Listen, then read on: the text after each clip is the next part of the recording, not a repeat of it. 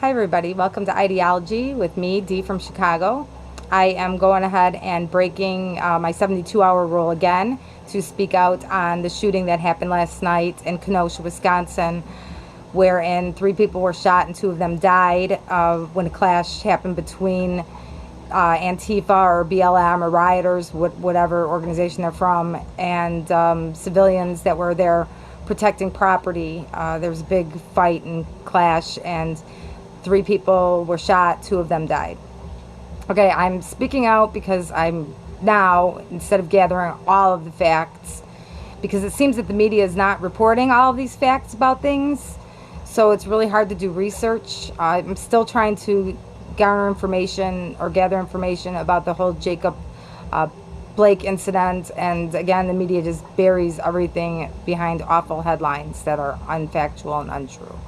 So I'm having a real hard time finding information again about this shooting that happened last night, but I'm getting more information off of social media, specifically Facebook, and I have watched videos over and over and over of at least one of the shootings. I'm not sure if all of this was just the one shooting or if there was 3 separate shootings. I'm not sure of that yet, but I did see about 5 different videos from 5 different angles of the one incident, wherein I know somebody for sure got shot and died.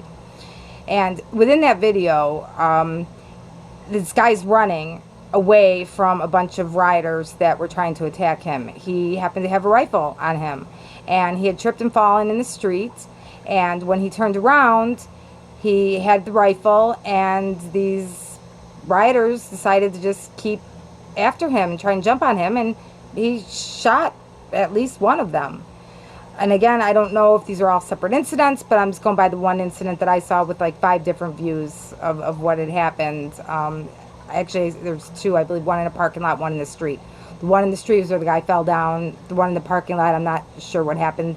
From what I saw, let's talk about the one in the parking lot. Okay, this guy's running away from these looter rioter people. I'm just going to call them rioters, okay? He's running away from them, and they are throwing things at him. They're chasing him down and throwing things at him. He turned around as one was about to jump on him, and he shot him. Okay, the other one incident that happened in the street, the guy was running, he tripped, he turned around, showed that he had a rifle, and people still continued to jump at him to attack him, and he shot him. Okay, now, again, I don't have all the details, but I saw all different views, camera views of both of those incidents, and I'm not exactly sure if that's where people are reportedly dead. I'm not exactly sure. I think so, but I'm not exactly sure. Okay, but that's not even, that's, at this point, that's all the little details like that aren't even relevant. What is relevant is what I'm seeing on social media. Okay, they're saying that the shooter was a 17-year-old male from Antioch, Illinois, and people are jumping all over the fact that he doesn't even live in Kenosha, doesn't even live in Wisconsin. Okay, hold the hell up on that. Okay, most of these BLM people and protesters and rioters, they don't live in the state that these incidents are occurring either. They're being bussed in or travel in droves. They organize through social media in these groups, and they go to these places and they completely destroy cities. Kenosha is pretty much burned to the ground. It's just awful. So if this shooter was involved in a counter-protest group with armed citizens going to protect businesses and the city from being destroyed, it works both ways. You can't have both ways. Okay, you can't have looters or rioters, BLM and Antifa being bussed in from different states and different parts of the country and not be okay with people that are coming to protect the cities being bussed in and traveling from other states in the country. It works both ways. You want to come and cause shit? Well, there's people that are coming to protect stuff. Okay, the other thing that was mentioned is about how somebody will put the value of property over the value of life. Okay, so this is directed to the rioters. Okay, you gave up the right to say that when you decided to come into a town and destroy it. Okay, it's not just property. These are people's businesses. These are businesses that people built from the ground up. that maybe their families have run for generations. You took away and completely destroyed their business, and you think there's no consequences? You think that should just be allowed? Well, there was somebody, like I said, in this case, from what I'm hearing, a 17-year-old who was involved maybe with some other people, who went there to protect these businesses and stand up for them and their rights to stay open and not be destroyed.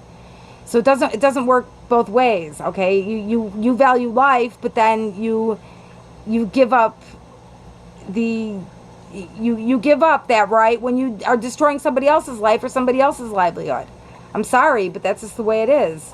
And we'll see what happens on this, just like the other one. And again, going back to what I'm finding out about this whole Jacob Blake case, all this rioting and looting is going on in protest to the police who shot this man, okay? I'm finding out more and more and more information that Mr. Blake was not an upstanding member of his community. He had run-ins with the police before where there was firearms involved, weapons involved. He had an active warrant out for his arrest, which I thought was for domestic. It was not. It was for sexual battery. So I read somewhere that it was sexual battery on a 14-year-old. That man was not a good person. Okay, he had a lengthy criminal record with all sorts of felonies and horrible charges on his record. And people are coming in to burn down a city over someone who, in my opinion, is a complete shitbag. So this is all for nothing. And then now 2 more people lost their lives because they were trying to destroy property and somebody defended that property and killed them. You reap what you sow in this world. So be kind. If you don't want to get killed, then stay away from nonsense like that.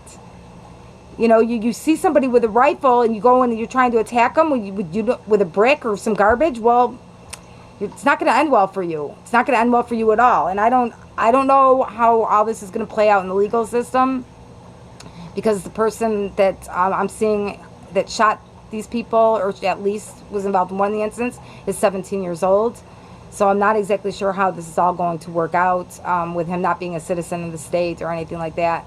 But again, it's very hard to find information on it. And I know it just happened last night, but there's literally nothing. I'm getting all of my information off of Facebook and videos that I'm seeing. But the videos, they don't lie. Those people, those rioters were attacking that guy, and he shot them.